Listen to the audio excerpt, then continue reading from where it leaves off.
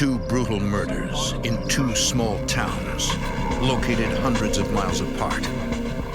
The crimes seem random and unrelated.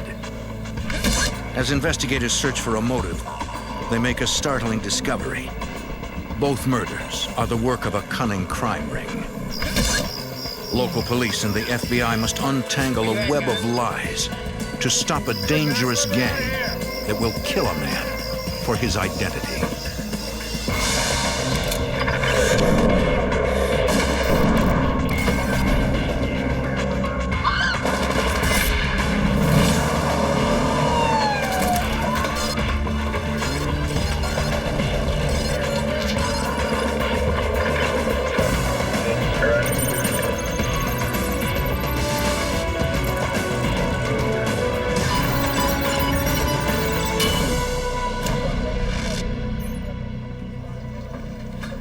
In the United States, identity theft costs citizens billions of dollars. In some cases, it costs the lives of innocent people. I'm Jim Kellstrom, former head of the FBI's New York office. In 1999, a bizarre murder led agents and police on a manhunt across the South. Their mission, to catch a killer who stole the identities of his victims and had the survival skills to disappear forever.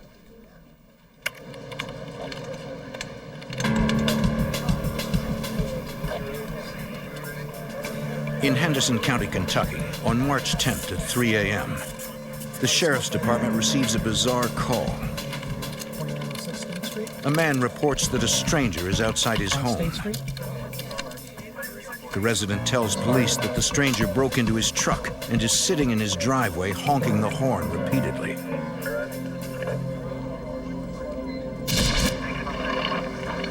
When sheriff's deputies arrive, they find the attempted car thief is a 62-year-old man. He is soaking wet and suffering from severe hypothermia. The man identifies himself as Richard Dorman. He says two men abducted him at gunpoint and threw him in the Green River. He tells police he broke into the truck to try and get someone to help him. Police take him to the hospital. Lieutenant Frank Gropp of the Henderson County Sheriff's Department is called out to question Richard Dorman. Lieutenant Gropp does not recognize the name, but he knows the face. It's between 2 and 3 in the morning, and we converge at the hospital. As soon as I see the guy, he looks like the photograph.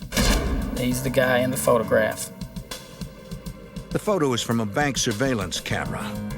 Gropp has been searching for the mysterious man in the photo for 4 weeks, ever since he responded to an emergency call to a local farm. Farmer Jack Norris lived alone in Henderson, Kentucky.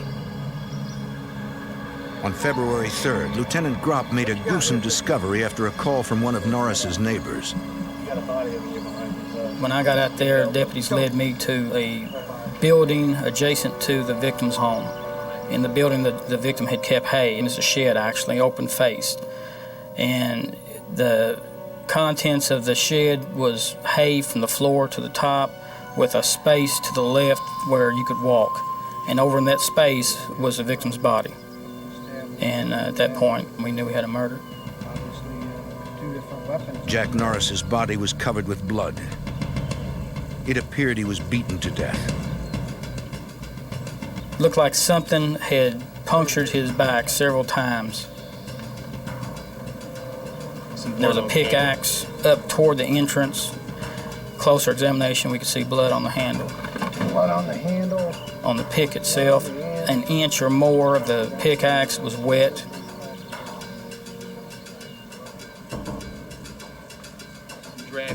Deputies continued to search the area.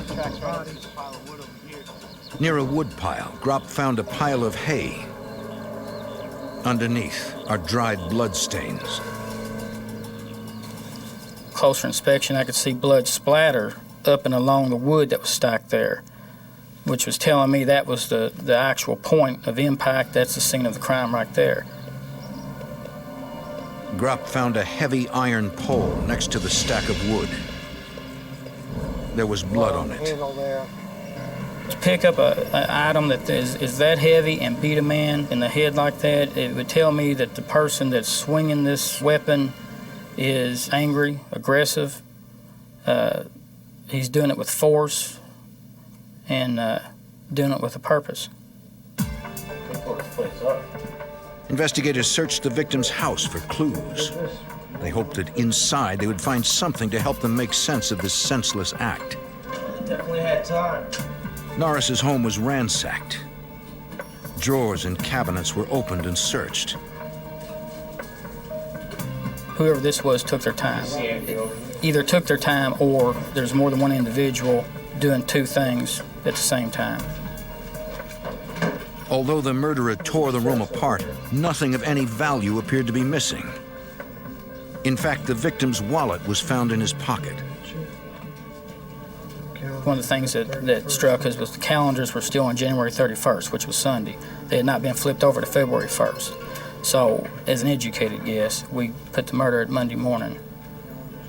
Later, we used the mail carrier and the mail that was in the mailbox, and pretty much that confirmed. He never did get his mail from Monday. Sheriff's deputies canvassed the area. The victim's neighbors provide an intriguing clue. Right away, the neighbors telling us that this man carried two wallets. We have a wallet missing. It's the wallet with his ID. The one wallet he had ID, the other wallet he carried for different reasons. But the wallet and ID is missing. The second wallet and the missing ID only added to the puzzle. Police recalled finding an empty box of checks at the victim's home. Gropp thought perhaps he'd found the motive. News of the Norris murder spreads quickly. Local residents were afraid. Who did this and why? For days, the Henderson County Sheriff's Office tried to unravel the crime, but nothing seemed to make sense. Then, suddenly, they got an unexpected break. A bank in Union County called with intriguing information. The bank notified us that they had received a check from an individual off of Mr. Norris's account, that they had compared the signatures, and that, from what they could tell, was a forgery. The only thing missing from the Norris home was an ID and a box full of checks. Perhaps the missing checks would lead them to Norris's killer. We went to the bank. This was just an excellent tape of this individual standing there at the counter, white hair. He had signed the name or used the name Cleo Campbell. The man with white hair is Richard Dorman. Hours after Jack Norris's murder, Dorman called himself Cleo Campbell and cashed a check on Norris's account for $1,100, almost the exact balance in the account. Lieutenant Gropp knows who Dorman is, but why was Dorman posing as Cleo Campbell? After the Norris robbery, when Gropp got the photo, he began searching for Campbell. We checked surrounding counties for the person and the name, Cleo Campbell. There was no Cleo Campbell that met the description in the area. We go on the internet, we look up every Cleo Campbell that we can find nationwide. If I found a Cleo Campbell in any particular state, I would contact the local law enforcement agency, and they'd call me back one after the other and saying, this is not the guy.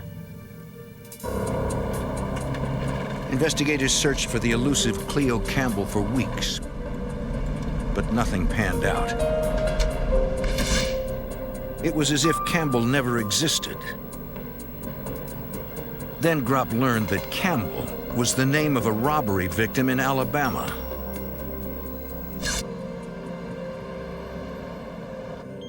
The mystery surrounding Richard Dorman was deepening. Lieutenant Gropp has a lot he wants to ask Dorman.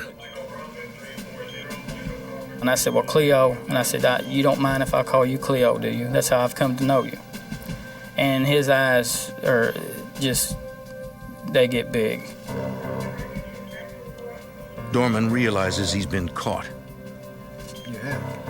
And in a real polite manner, he says, look, I don't want you boys to be offended, but this goes across state lines. You're going to need some federal people in this. You're going to need the FBI.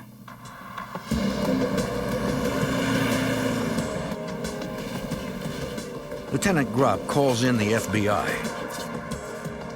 Special Agent Paul Pape is brought in to interview Richard Dorman.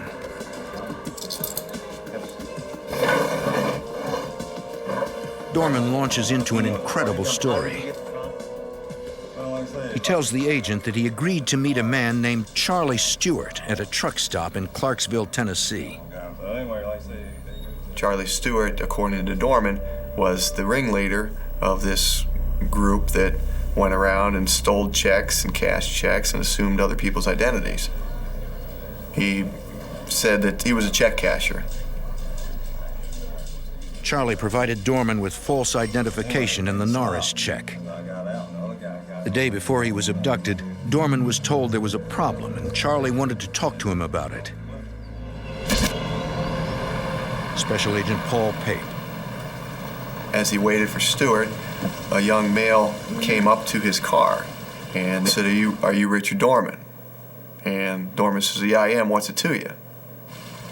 And at that point, the young male lunged at Dorman and tried to start, he had a stun gun in his hand and was trying to stun him with this stun gun.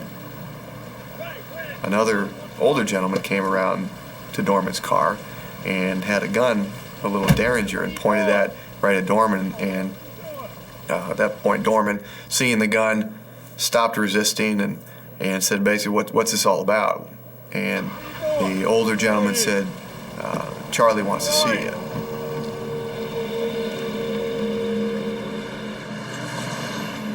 Dorman and the two men drive north until they reach the Green River in Kentucky.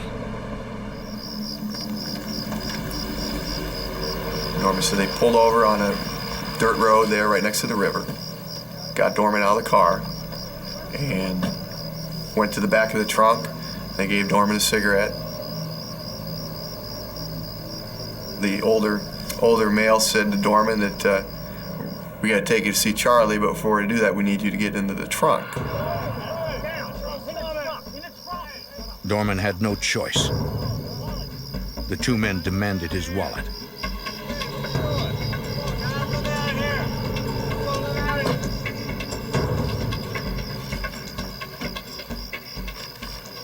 And all of a sudden, the vehicle takes off with him in the trunk and plunges over about a 20-foot embankment into the Green River. When the vehicle hits the river, the trunk pops open. Dorman is able to swim out of the trunk before the car submerges. He grabs onto a log and drifts downstream probably 100, 200 yards. The abductors think at this time, well, he's either drowned or he's going to freeze to death because of the temperature of the water. Dorman tells agents he had never met the two men who tried to kill him, but he certainly worked for Charlie Stewart. Stewart is a man all too familiar to Lieutenant Grupp. A man Grupp believes must have been involved in Jack Norris's murder. Now he has to prove it. In Henderson, Kentucky, a mysterious man claims two men tried to kill him by throwing him into the Green River. How did you get the front? He tells police a known criminal named Charlie Stewart is behind his kidnapping and attempted murder. Henderson County Sheriff's investigator Lieutenant Frank Grupp knows Stewart only too well. Charlie Stewart is infamous in this area. He's well known. He's been involved in all sorts of different criminal activity. Charlie Stewart is a suspect in the murder of a farmer in Kentucky. And Stewart is also wanted in connection with a homicide in Alabama.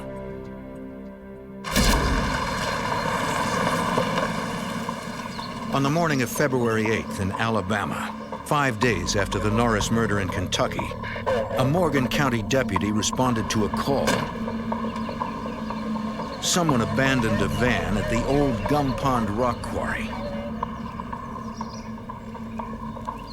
The front end of the vehicle was submerged. The deputy checked out the back. Inside, he found an old quilt, stacks of paperwork, and the body of a man. The victim's wrists were bound. His face was covered with duct tape. Body in the van at the rock quarry. He was not breathing. You could not see any chest movement at all. It was obvious that he was dead. Detective Terry Kelly is a criminal investigator with the Morgan County Sheriff's Office. When an officer comes across what appears to be especially a homicide, but any crime scene that can be processed for evidence, he observes what he can, backs off, calls the investigators, and we arrive and take the scene from there. Investigators secured the scene and waited for the forensic team to arrive. Captain Mike Corley. Patience is hard in a case like this, but we knew that the damaging of evidence or the contaminating of evidence would be crucial in court. Xander, Kelly, forensics here. The forensic unit arrived at the rock quarry. The victim was a white male. He appeared to be in his late 40s or early 50s. The forensics persons started their processing of the scene, which is photographing, measuring, checking to see if they could observe any latent prints on the vehicle that would be worth processing. All right, let's see if we can get it open. Investigators opened the other door and spotted a dark blanket. Let me see your hands. Let me see your hands now. And we saw that move. Someone says there's movement. It's kind of scared all of us, I'll tell you the truth. We were not expecting that. Get an ambulance. We're going to need an ambulance. All right. Under the material, investigators found a woman. She had been badly beaten. She was duct taped up also. She was had a duct tape around her mouth, around her hands. What happened? What happened to you?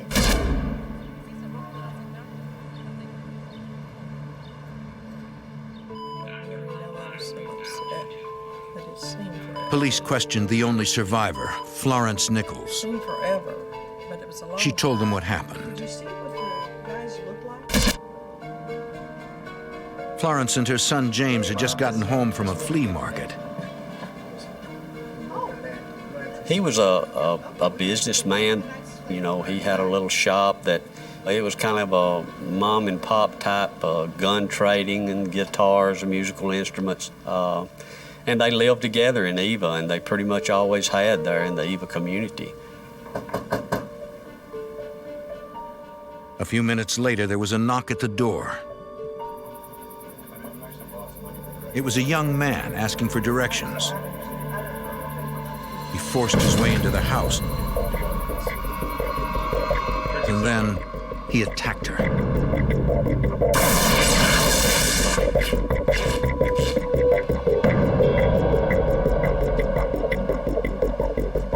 It was just a small, I don't know much about. But she tells investigators she heard a second man's voice. Did you hear their? As far as she could tell, he ran through the living room and down the hall where her son James was.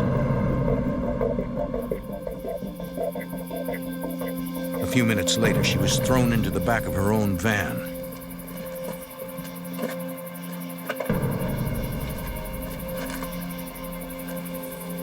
Something very heavy was thrown on top of her. It was the body of her son.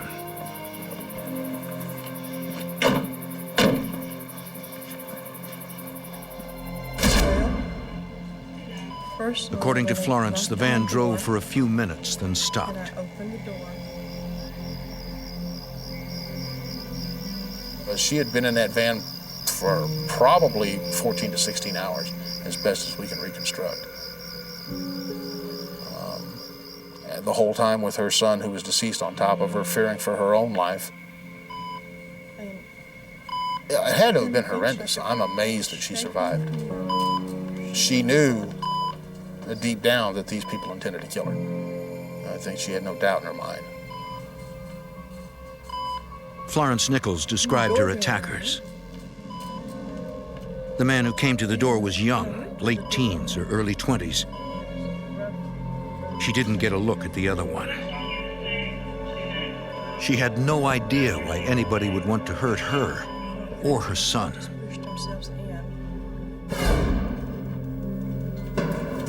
Investigators searched the Nichols home looking for clues.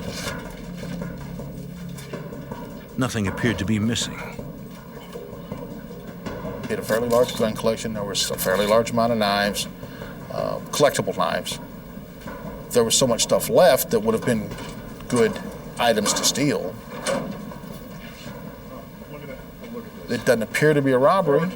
If it's not a robbery, why would they kill someone? What was the motive? What was going on? So it's a very strange case at first.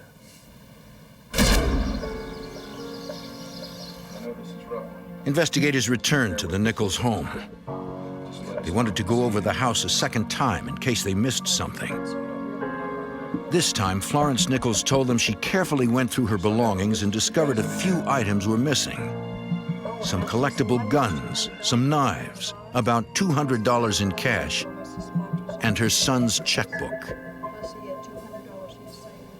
If those checks are going to show up somewhere forged and pass somewhere else, you know, that could lead you back to your perpetrator. So in a way, it's good news that the checkbook was missing. Check's gonna be bad because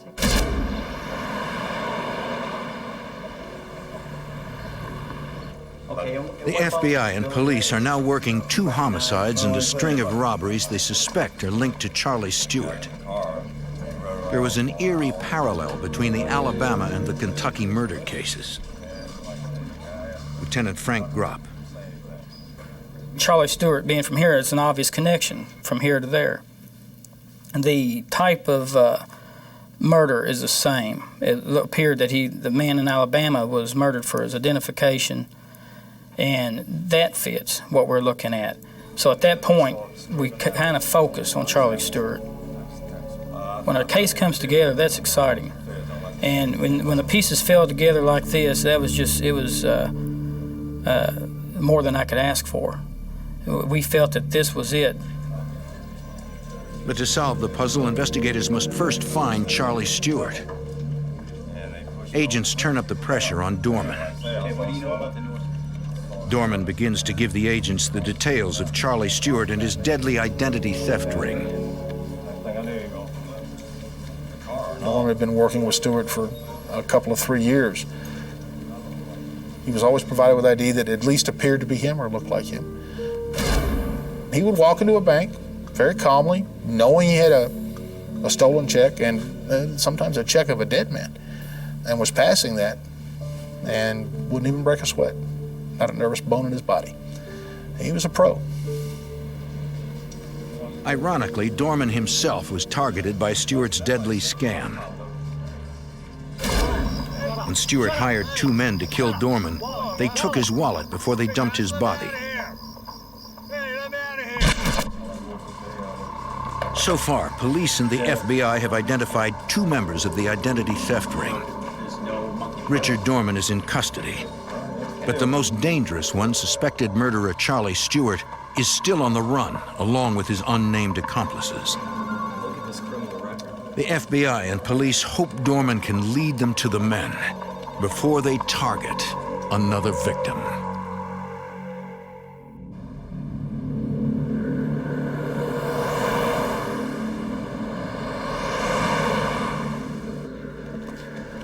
The FBI and police in Alabama and Kentucky are working 2 homicide investigations they think were engineered by the same man, Charlie Stewart. In Alabama, a man was found murdered in a van beside his badly beaten mother at a rock quarry.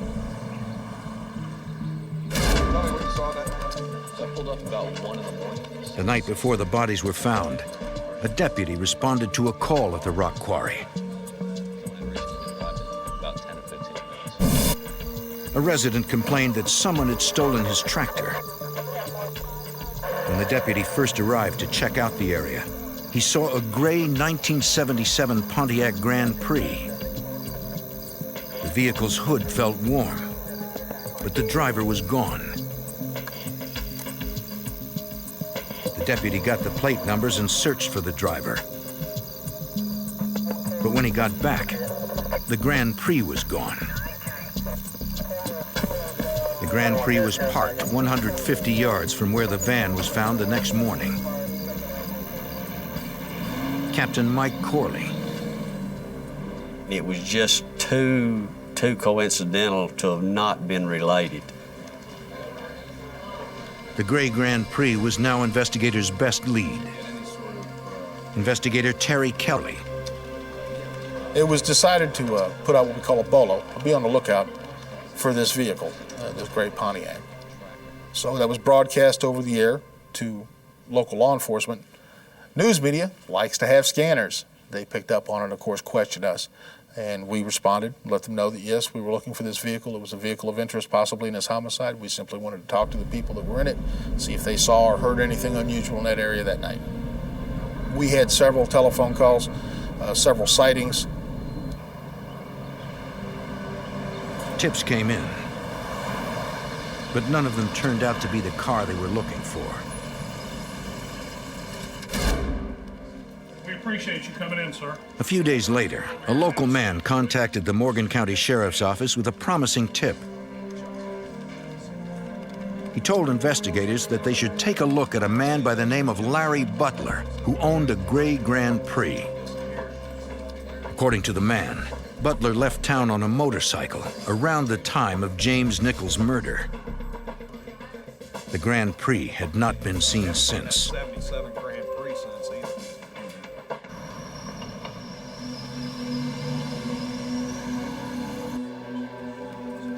When police pulled up Butler's criminal record, they learned that Larry Butler was an alias.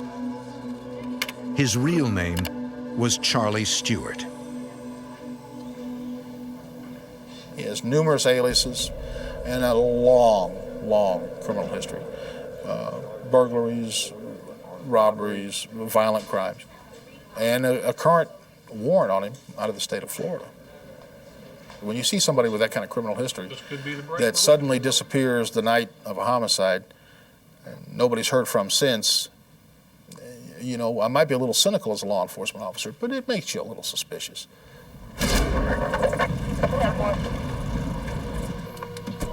Lieutenant Chuck Zanda from the Morgan County Sheriff's Office makes several visits to Stewart's home, the trailer in an isolated area. Each time, Stewart's wife tells him she has no idea where he is. Do you have any idea when the last time you saw him? Investigators also question Stewart's neighbors. We'll be in touch. We had received word that Charles Stewart had come to one of his neighbors and wanted him to cash a check on a dead man's account. Of course, that sent up flags for us. He was very afraid of Stewart. He was convinced that Mr. Stewart would set his trailer on fire and wait until he ran outside and shoot him as he came out. That was his words. That's the kind of person he thought Stewart was.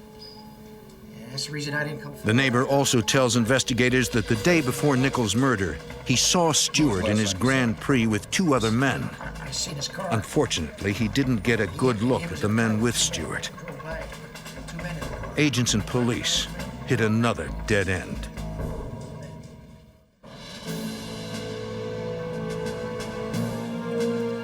The FBI is involved in an intense manhunt to try and capture suspected murderer Charlie Stewart and shut down his identity theft ring.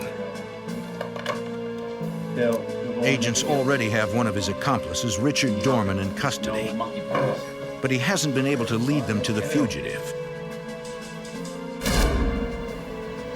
After weeks of working the stalled case, the FBI gets a break.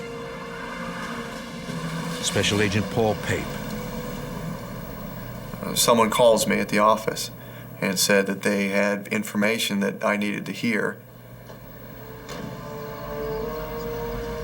This person tells us that the two people responsible for these murders are Billy Lyon and his father, Larry Lyon, both from Henderson, Kentucky. According to the cooperator, Billy Lyon told her they intended to rob a tobacco store in Evansville, Indiana, where he used to work. More stuff soon. He planned to kill the manager and steal the safe. And that was supposed to happen fairly quickly. So with this information, a new sense of urgency is placed on the case, where we not only have old murders, but now we have one that's pending.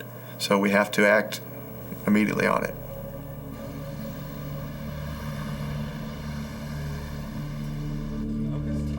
Lieutenant Frank Gropp of the Henderson County, Kentucky Sheriff's Office. Have you ever seen any of these men? Agent Paul Pape and I, along with City Police, set up a photo array which consists of 6 or more photographs of like individuals who look similar. And we show that to Dorman. Dorman quickly picks Larry Lyon and his son, 18-year-old Billy Lyon, out of the photo array.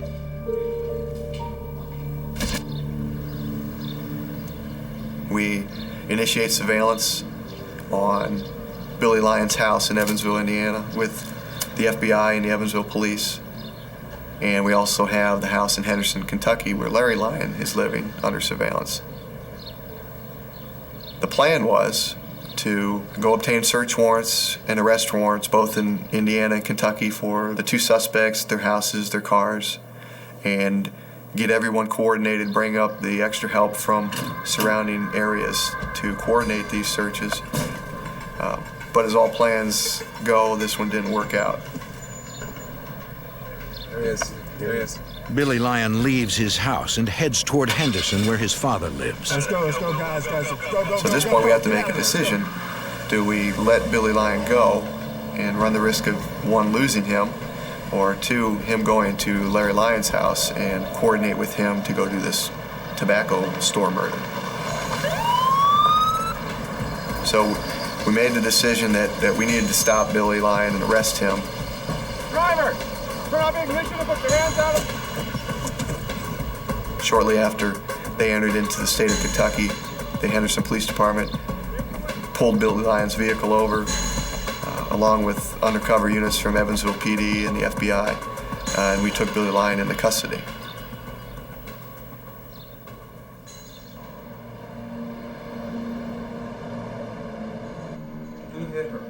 Agents questioned Billy Lyon at the Evansville police station. You could tell from his attitude that he knew at that point that the gig was up. He is obviously apprehensive about speaking to us.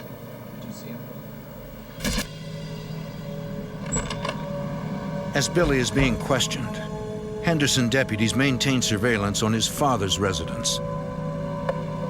They observe Larry Lyon leave in a hurry. Yeah, he's leaving now. Go pick him up.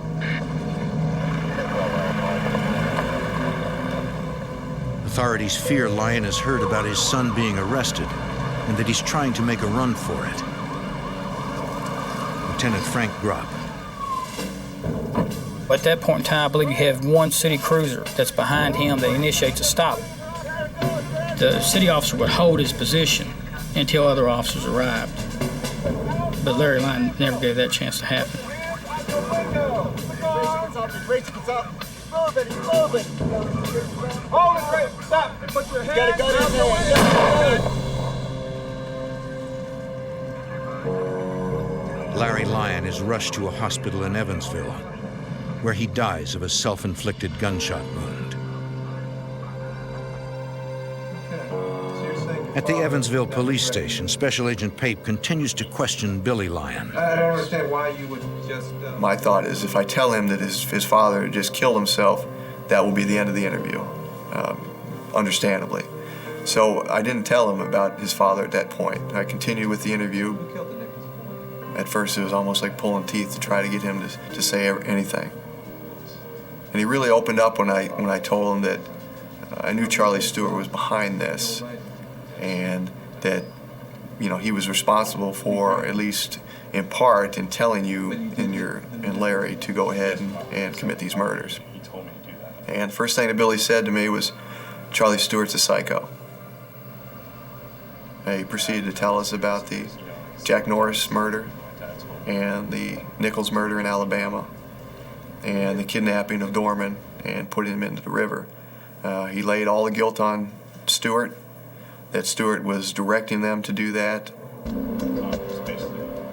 Billy Lyon tells Special Agent Pape that Stewart will be impossible to catch. He's smart. He knows how to survive in the wilderness, and he's extremely dangerous. In Alabama and Kentucky, FBI agents and local law enforcement dismantle a gang of identity thieves willing to kill a man for his driver's license. Only one member remains at large, the ringleader, Charlie Stewart. The FBI closes in on the fugitive. Two of Stewart's associates, now in custody, tell authorities the fugitive is dangerous, self-sufficient, and able to live off the land. Investigator Terry Kelly has helped chase Stewart for more than a year. He supposedly had money stashed in several different locations that he could keep running to. He was excellent in the woods and able to hide out, a master of disguise, and Mr. Stewart was very good at changing his appearance. A combined task force of FBI agents and local law enforcement raid Stewart's trailer.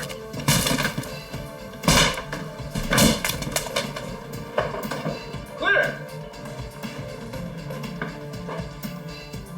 Special Agent Scott Broshears. We didn't find any evidence on the murders, but we did find a lot of interesting things. He had cut a hole in the bottom of his house trailer where he could get out the back.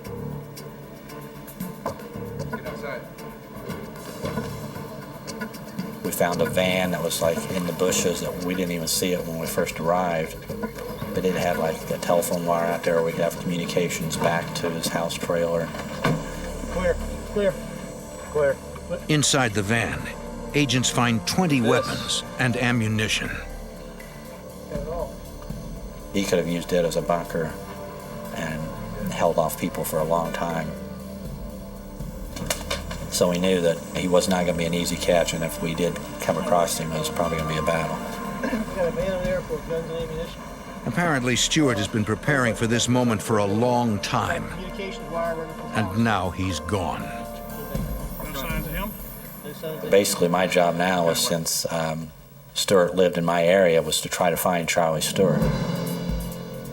Even though Stewart seemed to be a ruthless individual, he did value his family.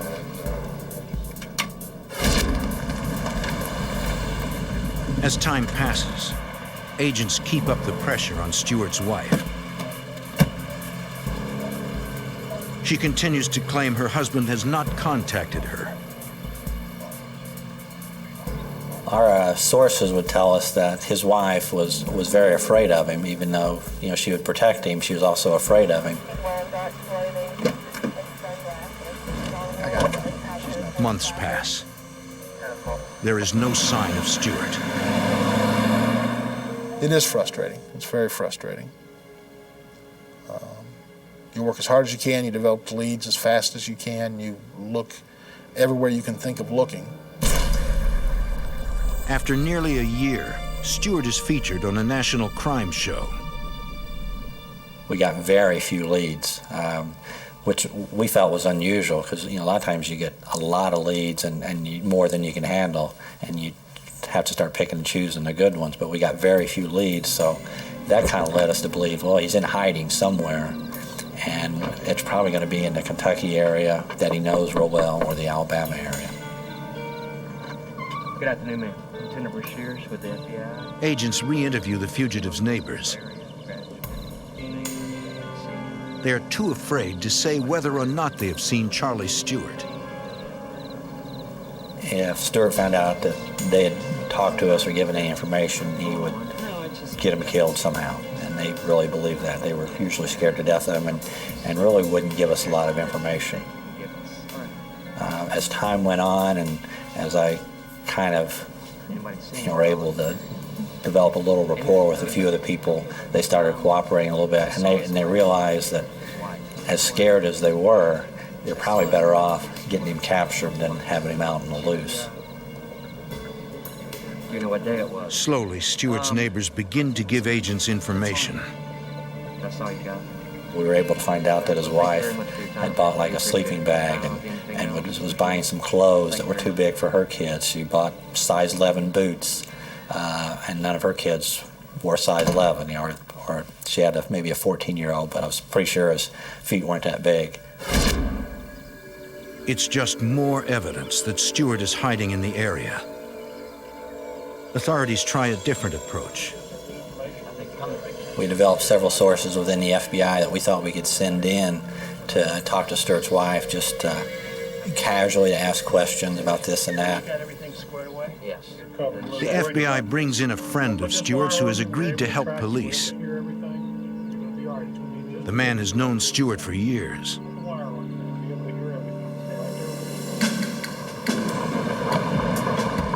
He agrees to wear a wire so agents can listen in on his conversation with Stewart's wife. At this point, you know, we're kind of sitting on the edge of our seats. We're just really confident that he's probably going to be there. The cooperator approaches the trailer.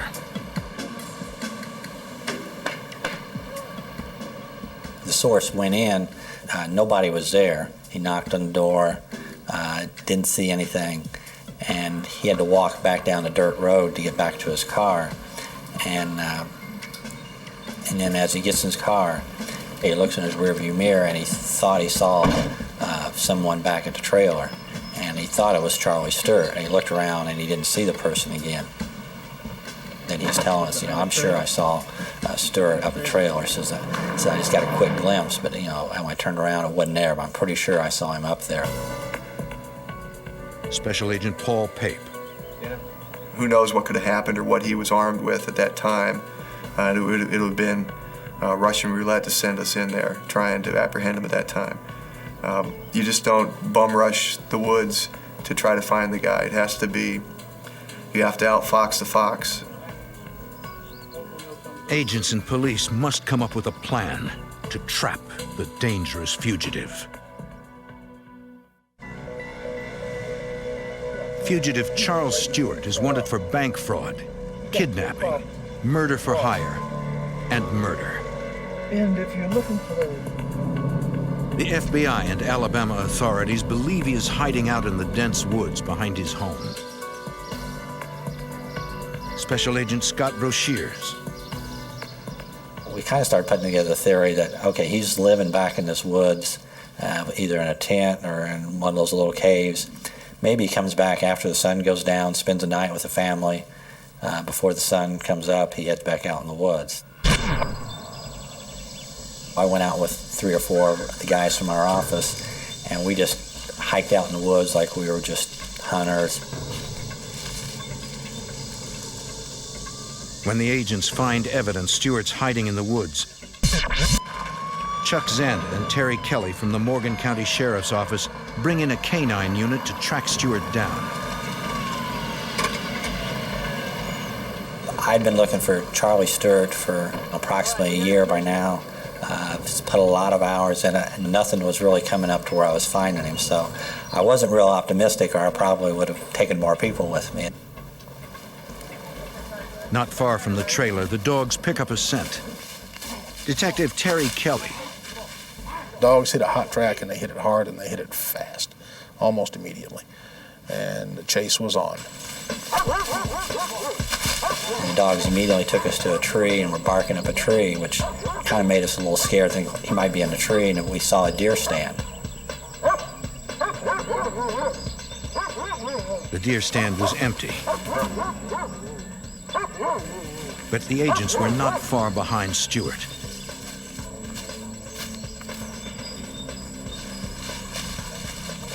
The dogs follow the scent down a ravine to a creek.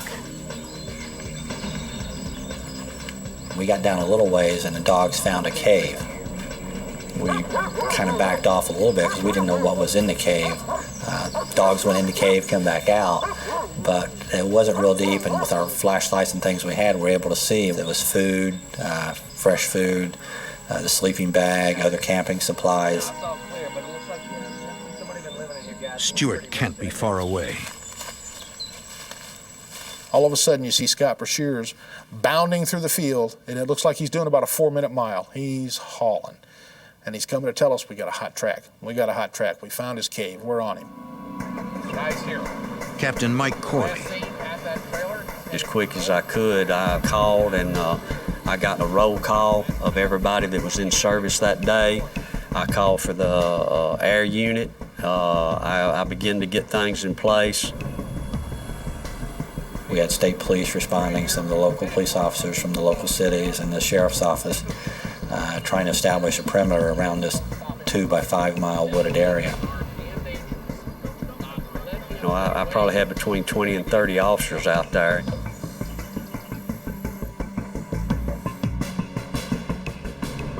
As the dog team calls in their location, Corley positions his men.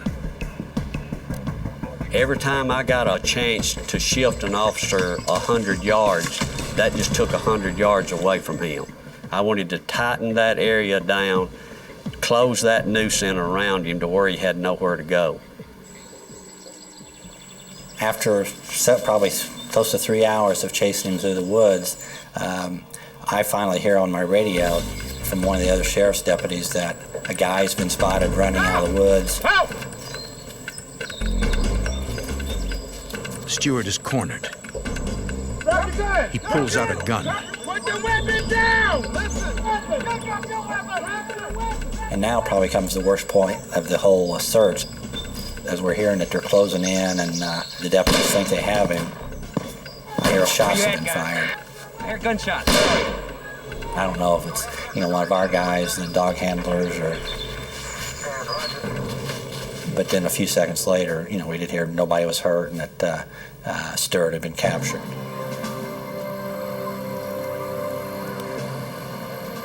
The chase was over. A long, long chase was over. The chase had started almost a year and a half before. Charlie was a scary man. There was a coldness in his eyes, a very, very scary coldness. I'm very glad he was in custody. Very glad.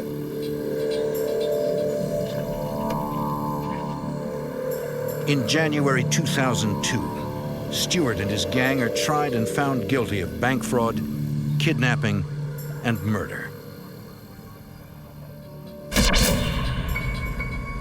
Richard Dorman receives a life sentence for his role in the crimes. Billy Lyon is also sentenced to life. Charles Lewis Stewart is convicted on all counts. He is sentenced to life in prison without the possibility of parole. Authorities believe Charlie Stewart masterminded the entire operation.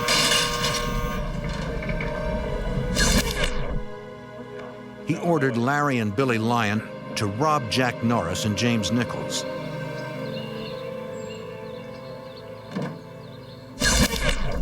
He then handed off the victims' stolen IDs and checkbooks to Richard Dorman, the fourth member of the gang, so he could clean out their bank accounts. Stewart chose his victims carefully, based on their resemblance to Dorman. It's a disturbing scenario. 2 innocent men are dead simply because of the way they looked. The unrelenting investigation by local police and federal agents put this ring of killers and thieves behind bars forever.